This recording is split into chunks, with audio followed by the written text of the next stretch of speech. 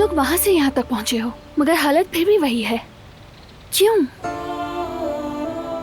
अम्मी अम्मी नहीं चाहती कि मैं उससे शादी करूं। वो डरती हैं कि कारबे खानदान के बड़ों का क्या रद्द-ए-अमल होगा। वो हमेशा मुझे दुनिया की बुराइयों से बचाने की कोशिश करती हैं।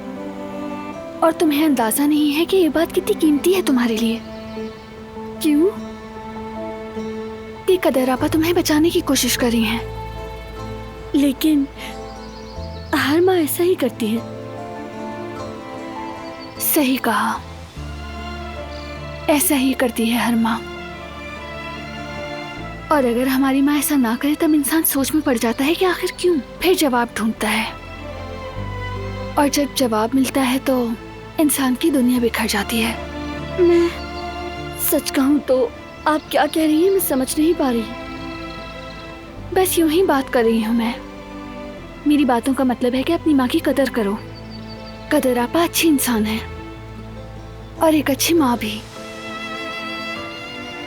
अगर उनका दिल हाँ नहीं कहता तो तुम भी मान जाओ। अभी वक्त नहीं आया है, वक्त दो। प्लीज बुरा मत मानना। मुझे यकीन है कि जब वक्त आएगा वो भी सही कदम उठाएंगी और वो कभी नहीं चाहेंगी कि तुम टूट जाओ।